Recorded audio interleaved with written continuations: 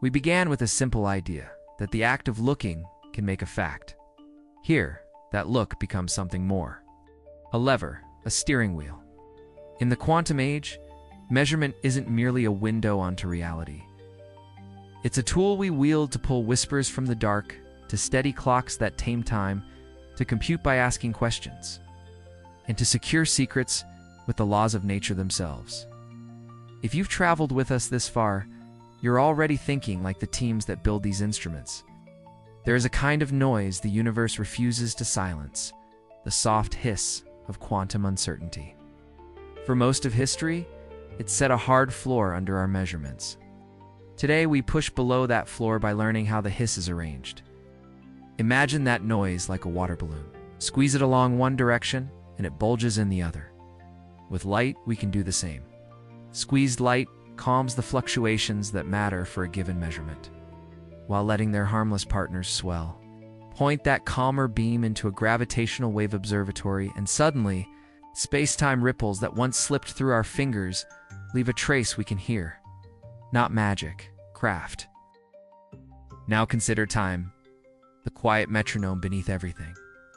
An atomic clock counts a regular rhythm inside an atom. A transition so steady it keeps the world in sync. Navigation, communications, finance, science. The secret is not a bigger pendulum, but a better question. A probe so consistent that the atom answers the same way, beat after beat. The more precisely we ask, the more faithfully reality keeps time with us. And when measuring risks, disturbing the thing we care about, we get cunning. Back-action evasion is the art of listening to the combination that doesn't fight back, learning the information we need while nudging the system less. It's the difference between hammering on a piano to find middle C and touching just enough keys to hear the note emerge. Basically, we don't just read the universe, we tune the microphone. Some signals are so faint they seem untouchable.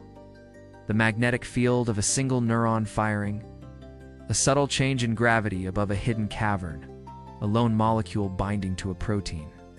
Quantum sensors make the untouchable tangible. In diamond, a tiny defect, one misplaced atom, can become an exquisite compass. Shine light, read the color of its glow, and you learn how a magnetic field is tilting it. These NV centers turn a gemstone into a stethoscope for magnetism, sensitive enough to map living currents or watch new materials as they form. Or let atoms themselves be the rulers. Cool a cloud of them until they drift like fog, split their matter waves, and let them meet again. Any difference in the path, gravity, rotation, a passing tremor, shifts the final pattern. It's an atom interferometer. A gravity map and a falling whisper, revealing what lies beneath our feet without a single shovel.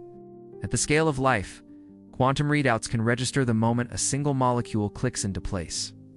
In that instant, one bond formed, one electron moved. An instrument crosses from mere observation into diagnosis, into discovery. If you're still here with us, know this. Curiosity like yours is the muscle that turns such lab tricks into tomorrow's tools. In short, with quantum eyes, the faint becomes measurable. We're used to thinking of computation as pushing. Gate after gate, operation after operation. There is another way. Prepare a carefully entangled resource, a woven state, and then compute by choosing what to measure and when. The heavy lifting is in the weave. The answer is brought into view by the sequence of questions you ask. This is measurement-based quantum computing. Each yes-no outcome nudges the remaining web into a new posture, guiding you step by step toward the result. It's less like forcing a maze and more like revealing a path that was there all along, hidden in the fabric. In more exotic materials, information can live not in any one spot, but in the global pattern, like a knot spread across a rope. Their measurement-only logic reads the pattern rather than jabbing at individual strands. Disturbances and local errors have a hard time untying a knot they can't find. The computation isn't fragile because the information isn't local. Sometimes the smartest move is not to push the system, but to ask it the right sequence of questions. Imagine writing a key in single photons. Each one is a messenger with a private orientation. Anyone who tries to copy a messenger must first read it, and that act leaves a scar. In quantum key distribution, you don't need to catch the eavesdropper's hand in the bag. You simply check the error rate. If it rises beyond a threshold, the laws of nature themselves have sounded the alarm, and you know you have to throw that key away. This is security not by obscurity, but by physics. From fiber links that connect cities to satellites that span continents, the principle holds because the principle is simple. In the quantum world, looking leaves a mark. In quantum security, detection is the defense. Behind every instrument in this chapter lies a small, sturdy recipe. Prepare. Begin with a quiet, well-understood state, calm beam of light, a cooled atom cloud, a diamond defect ready to glow. Then, let it interact. Allow the thing you care about, gravity, a field, a biological binding, to nudge that state. Finally, read it out. Choose a way of looking that balances sensitivity against disturbance. Copy the answer into a durable record. There are trade-offs to mind.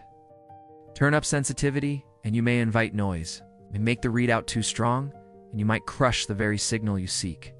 But we've learned to bend those limits by correlation and cleverness, squeezing the right variable, sharing noise between parts so it cancels, listening where back action is quiet. Most people think quantum is smoke and mirrors. You now know it is checklists and craft. Good measurement is a triangle. Preparation, interaction, and readout held in careful balance. Now imagine connecting these instruments, clocks that compare their ticks across continents until they agree on time to the breath of an atom. Gravity sensors in a web that watch the planet's mass as it shifts with seasons, groundwater, and ice. An internet where the key resource is not bandwidth but entanglement, shared across cities so distant laboratories act like one. The future here is not a single breakthrough. It's a tapestry. Many small advances woven together. Cleaner light, quieter materials, better ways to store and forward quantum states. Each one widens the crack through which the impossible becomes routine. And if you've absorbed this chapter, you're already fluent in the grammar making that future. In a few words, as we link these instruments, the world becomes more legible.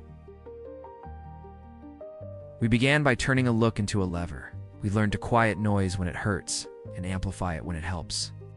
To ask questions so carefully that the answer arrives intact. To compute by measuring and to secure a message by the simple certainty that any stranger's glance will show itself. You don't just understand the idea, you can explain it. That matters. Here is your one-line takeaway. In the quantum age, the instrument is not a window, it's a steering wheel. Next, we'll face a calm but profound question. If measurements can build clocks, computers, and ciphers, what exactly is a fact when different observers bring their records to the same table? When those pages meet, what makes reality common ground? Stay with us. The universe is about to compare notes.